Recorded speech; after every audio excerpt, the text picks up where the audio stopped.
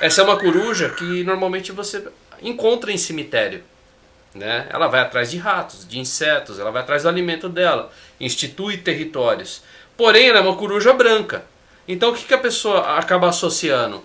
Poxa, eu vi um espírito no cemitério, eu vi uma coisa branca voando no cemitério.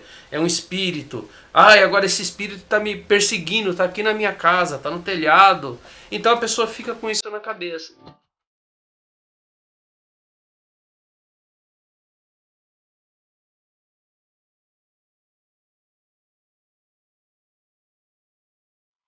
Meu nome é Antônio Fernando, sou da turma do Gavião, sou educador ambiental. Eu faço esse trabalho aí junto com o Diego Bittner e com as nossas aves de rapina. Seja bem-vindo, Antônio. Obrigado. Como que é o nome desse menininho que tá com você aí? Esse daqui é o Snow, ele é uma coruja suidara, né, que ela é minha de estimação e acabou virando um dos integrantes aí da turma do Gavião aí na parte de educação ambiental. Por ser uma ave bem tranquila, bem sossegada, ela desempenha aí uma grande função aí para estar passando ensinamento aí para o pessoal aí que acompanha a gente. Antes de começar, quantas vezes já tentaram jogar pedra nela? E quantas pessoas ela já anunciou que ia morrer? Nessa daqui ninguém jogou pedra, porque eu não deixo. Mas Sim. é assim, existe sim um torno das corujas, né? Por ela ser um símbolo de sabedoria e ao mesmo tempo também ser associada a coisas, a mau agouro, né? As pessoas têm um pouco de medo, misticismo em cima das corujas, né? E assim, é a falta de conhecimento. Por isso que nós trabalhamos essa parte de educação ambiental com elas, para desmistificar tudo isso, para as pessoas entenderem que as corujas, na verdade, elas não trazem nenhum problema. Muito pelo contrário, né? Elas trazem muitos benefícios para as pessoas, né? São controladoras de roedores, de insetos. Algumas espécies de corujas consomem insetos que às vezes podem ser nocivos para lavouras e até mesmo para residências, né? Então é assim, as pessoas às vezes associam coisas que já vêm desde os avós, né?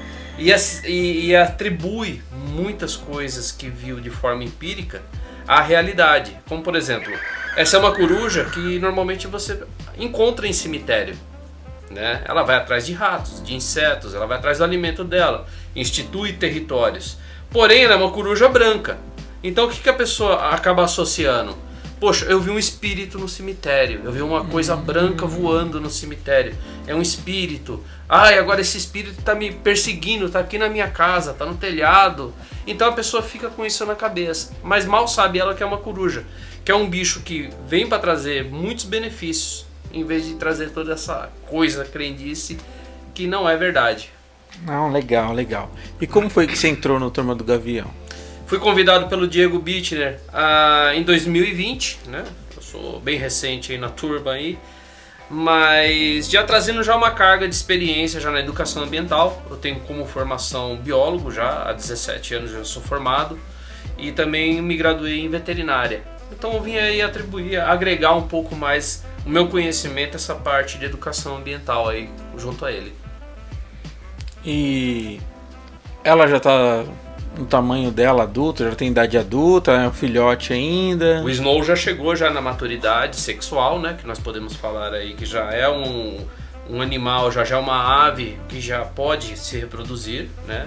Ele já apresenta alguns comportamentos reprodutivos já, ele vocaliza bastante, que é uma das características aí das corujas. O que é esse vocalizar? Caramba, até me assustei. Ele quer voar, ele quer ir pro ponto mais alto. Mas aqui mais... Snow. O que é o vocalizar?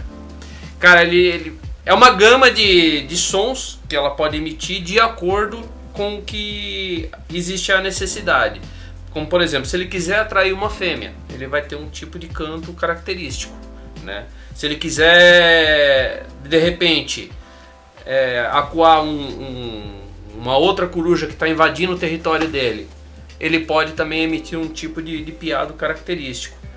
Ele pode querer te afugentar, e é aí que acontece as questões da pessoa falar, não, se é um espírito, é algo nesse sentido, que parece muito, às vezes, um som de um tecido rasgando, né?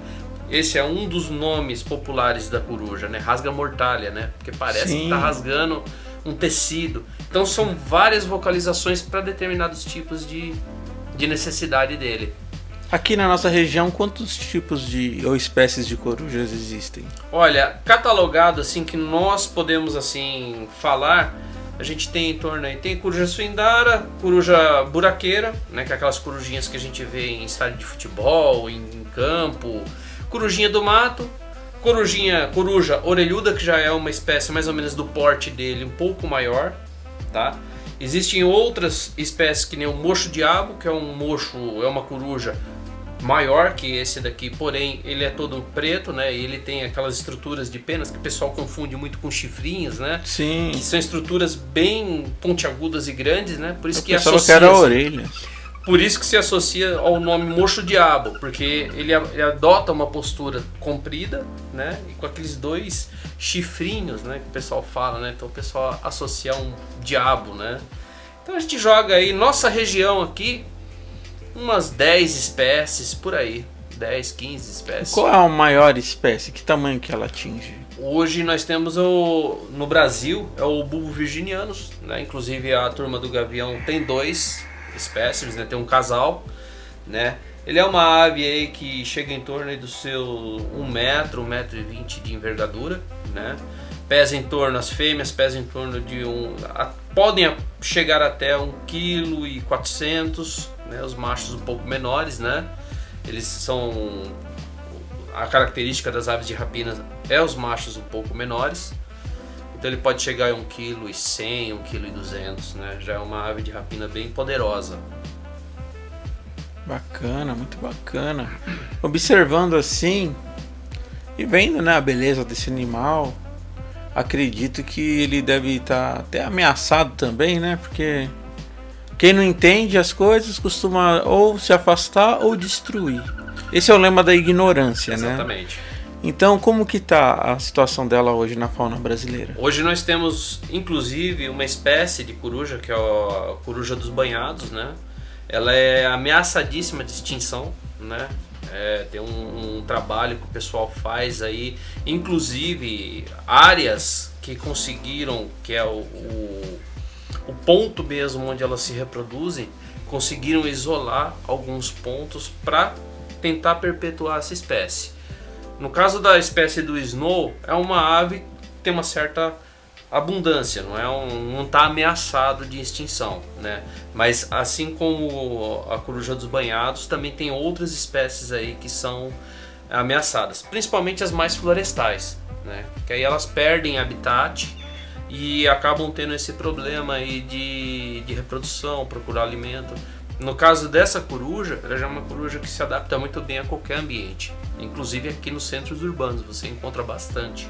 Dessa daí. Encontra bastante. Para adquirir uma coruja dessa, você vai lá, pega no ninho, ou você tem que ir na lojinha lá certinho, comprar, tira um documento? Na verdade, assim, o que nós falamos é ir sempre pelo lado da lei, da legalidade, né? Hoje existem alguns criatórios de aves de rapina, inclusive de corujas, né? Onde você pode estar adquirindo um exemplar como o snow ou mais 3 espécies que são vendidas também, tá? E sempre tendo a legalidade, você tendo o documento, você tem o sossego, né? Você não vai ter o problema de você acabar perdendo o animal é seu, você cria com responsabilidade e não vai ter problema algum, sem dizer que você não vai estar tirando uma espécie da natureza, né? Você vai ter essa consciência tranquila. E qual que é o custo para manter um animalzinho desse? Ele come muito, porque ele é pequeno, né? A gente tava entrevistando o gavião, a águia lá cinzenta, né? Ela é um pouco maior. Mas e ele? Quanto que ele come por mês? Se nós formos cotar hoje, um indivíduo igual ao Snow assim, você vai gastar em torno aí de uns R$1.000 a R$1.200 aí de ratos, né? Que é o principal alimento dele. Ratos. E como que compra esse rato? Compra por quilo? Você compra lá uns e deixa ele reproduzindo? Você tem 2 opções, né? A gente costuma sempre falar. Ou você pode criar os ratinhos e fornecer diretamente para ele, que seria uma forma mais salubre para ele estaria consumindo um alimento mais fresco. E existem também os biotéres comerciais, que acabam vendendo em forma congelada. Aí você compra a quantidade de ratos congelados e armazena lá no freezer. E à medida que você for descendo, você descongela, deixa na temperatura ambiente e acaba dando para ele. Igual tem um colega que ele tem uma cobra. Ele cria uma cobra. Não sei que espécie que é, não sei te falar. Mas ele joga o ratinho vivo lá. Aí a cobra vai lá e come. Vocês dão ele vivo também para ele ou não? Não. Todo alimento para eles é dado abatido. Por alguns motivos, né? Uma que a gente precisa ter um controle do que as aves comem. Eles são excelentes caçadores, mas como por exemplo o Snow, a média de alimentação desse indivíduo aqui, que isso é uma coisa interessante para quem quer adquirir, é saber o que a sua ave consome, né? O Snow, eu posso falar para você, ele come em torno de 2 camundongos por dia. Então, se eu for dar 2 camundongos para ele vivo, um ele pega, o outro ele foge. Então eu não tenho controle do que ele está comendo, né? Não posso deixar lá porque o rato acaba fugindo. Sem dizer que a vizinhança me mata, né? Vai começar a aparecer rato branco na vizinhança inteira. Mas e esses ratos que correm aí no esgoto e tal? Os animais silvestres, eles comem, né? Comem. E se acontecer, tipo, se um animal desse comer, ele fica doente? O que acontece, né? Como eles são animais criados em cativeiros, então eles têm um controle de saúde bem rigoroso, né? Sim. Que nas nossas aves elas passam de 6 em 6 meses, ou dependendo, a cada 1 ano, no veterinário para fazer um check-up. Mas se tiver algum problema de saúde, ele vai constantemente, né? Mas se acaba pegando um animal desse daí, nós não indicamos, né? Porque o que acontece? Ele já vem com algumas doenças. Um rato de esgoto, ele além de vir com doenças, ele vem com contaminantes, porque ele vive num lugar insalubre, né? Então vem metais pesados, pode vir até algum resquício de agrotóxico, alguma coisa que não seja fatal para o rato, mas que para as aves de rapina com certeza vai trazer algum prejuízo. E sobre essa questão de doença, da saúde das aves? Por exemplo, um cachorro tem displasia, tem diabetes, tem um monte de coisa que o humano tem. Eu não sabia, até o meu cachorro uma vez apresentou um problema de rins. Não sabia que cachorro tinha problema de rins. Mas e as aves também têm esses problemas semelhantes aos humanos? Elas podem apresentar alguns problemas de saúde, sim, né? Não é tão comum nas aves de rapina, tá? Mas se nós pegarmos, por exemplo, algumas aves que nem papagaio, periquito, os psitacídeos em si, né? Eles têm muito problema com... Muito não, né? Desculpa, seria até leviano, mas tem problema com tumor. Tem problemas com relação à alimentação, que é um grande problema. Às vezes a pessoa tem aquele hábito de dar o cafezinho com bolacha para o papagaio, e isso não é alimentação para esse animal. Ele tem que comer a comida certa para ele, frutas frescas, uma ração extrusada feita para ele, né? E isso daí acaba trazendo inúmeros problemas de saúde para ele.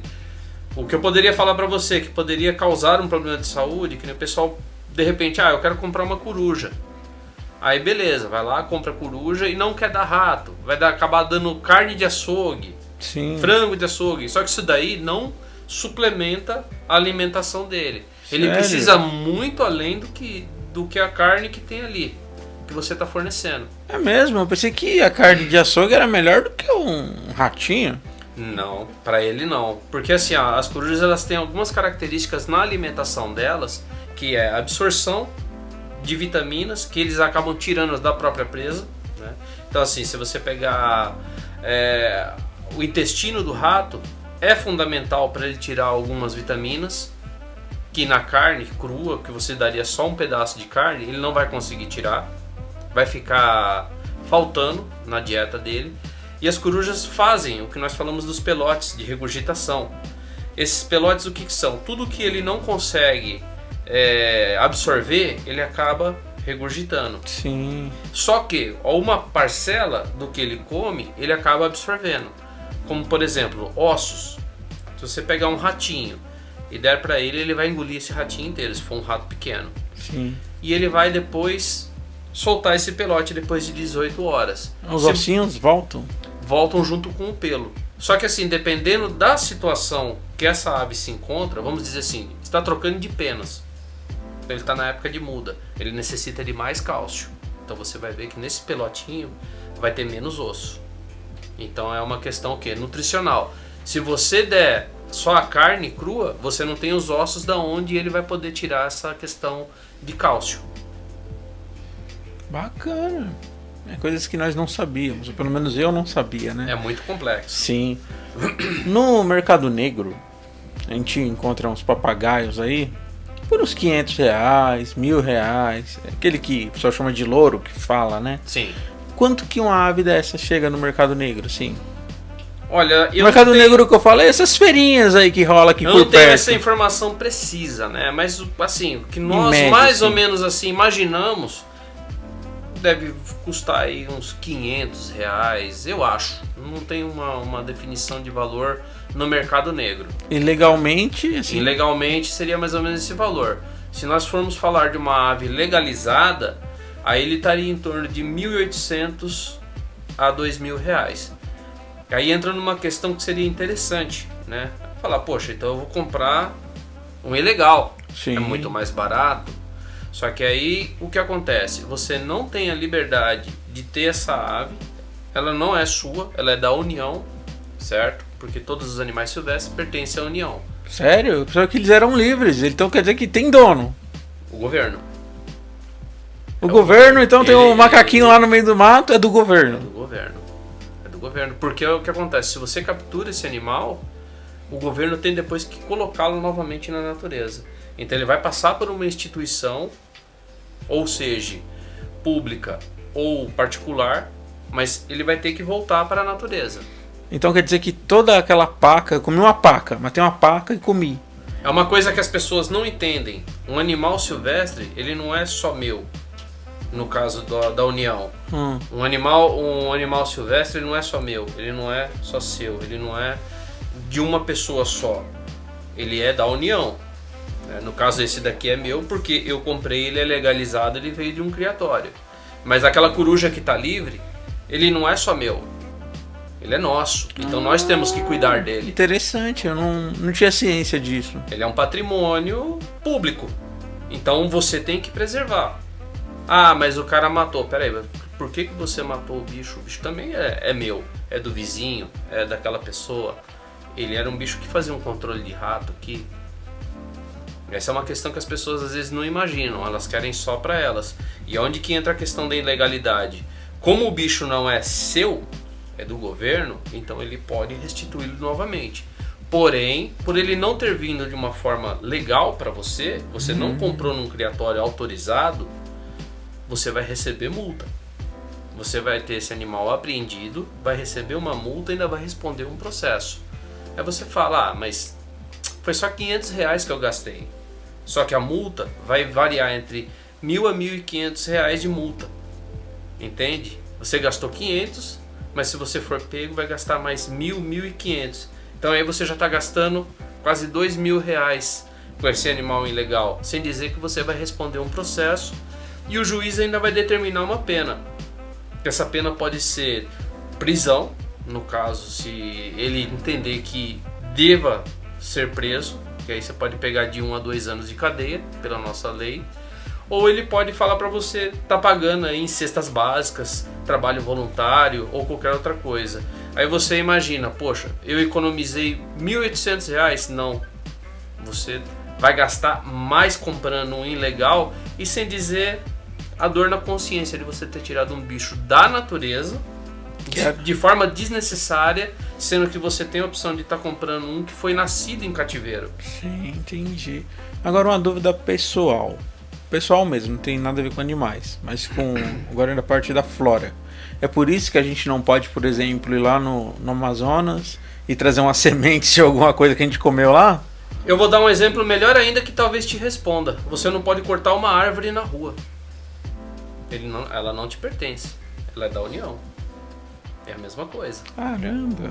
Você tem que pedir uma autorização para a prefeitura da cidade, para os órgãos gestores. Eles vão analisar o seu pedido. Por que você quer que corte a árvore? Tá te trazendo um prejuízo? Risco à vida? Alguma coisa nesse sentido? Beleza. Aí a gente entra com um plano de manejo dessa árvore, corta, mas essa árvore normalmente eles restituem em outras mudas, uma muda talvez de uma outra árvore ali naquele local, que não venha trazer o mesmo prejuízo que a anterior. Sim.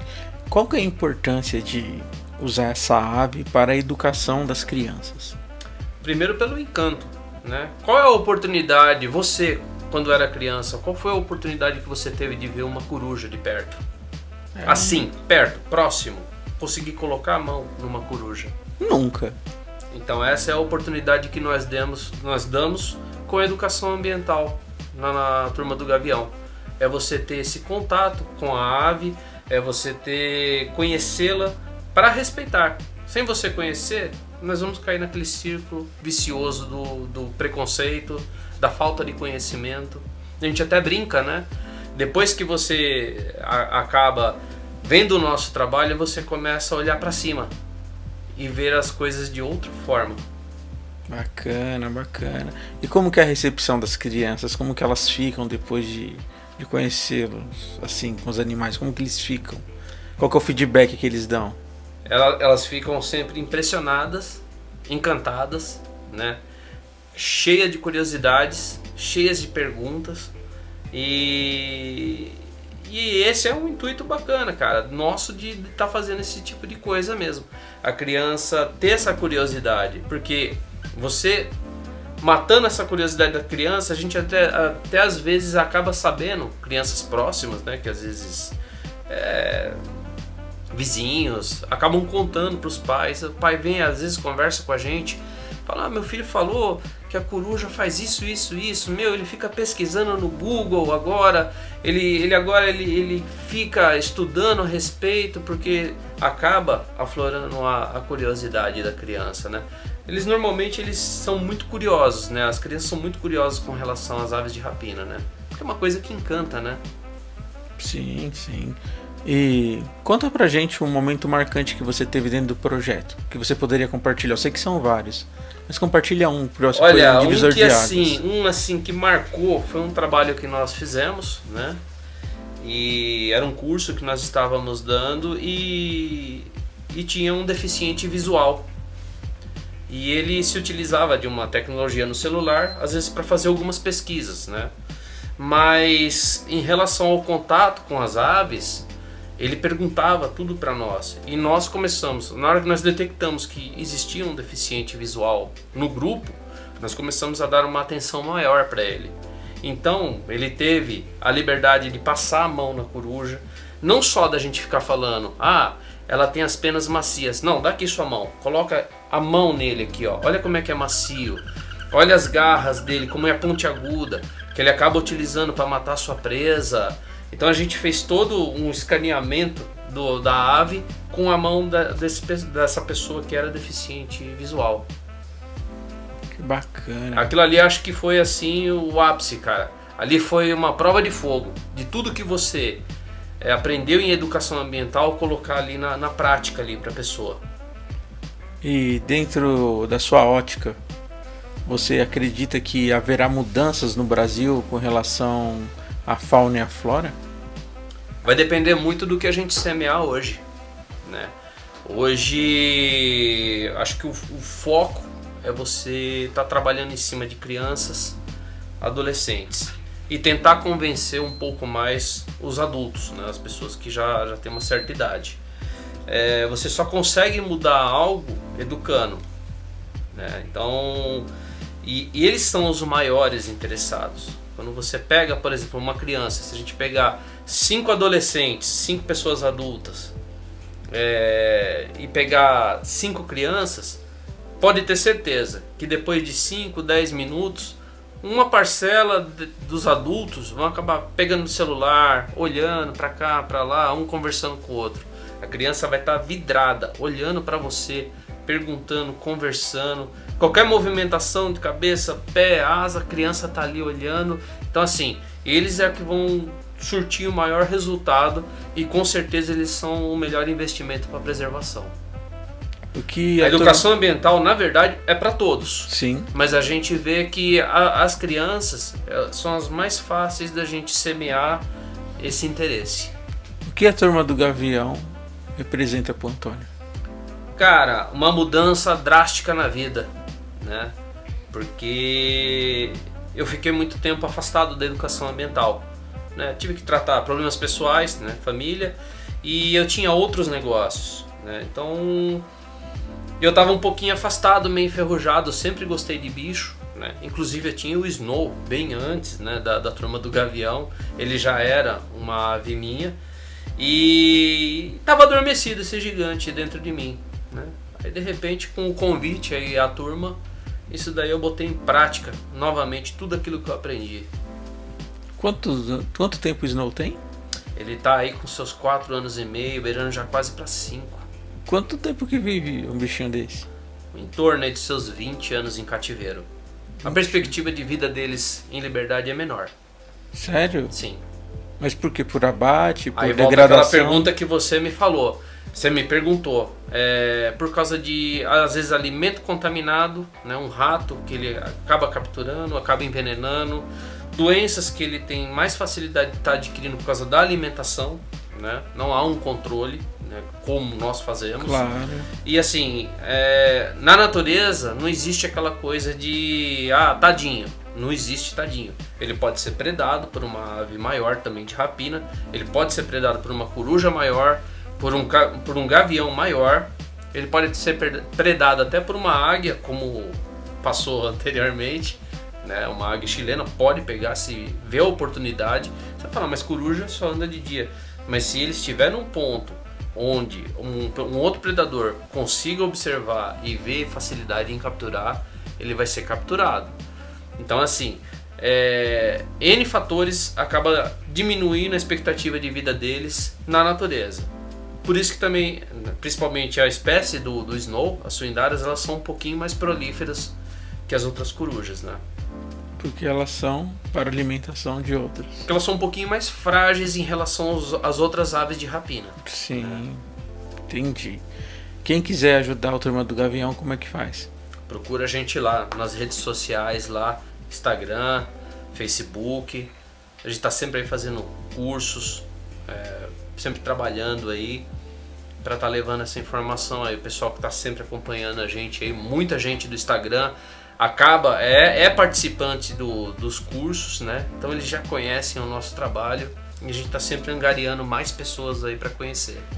Bacana. Antônio, muito obrigado por ter vindo aqui hoje, falando um pouquinho pra gente dessas questões que leigos, assim como eu, não fazem a menor ideia. Obrigado a vocês por estar dando essa oportunidade a conhecer um pouco do projeto da Turma do Gavião e também para dar o espaço aí, principalmente para eles, que são a chave principal aí do projeto.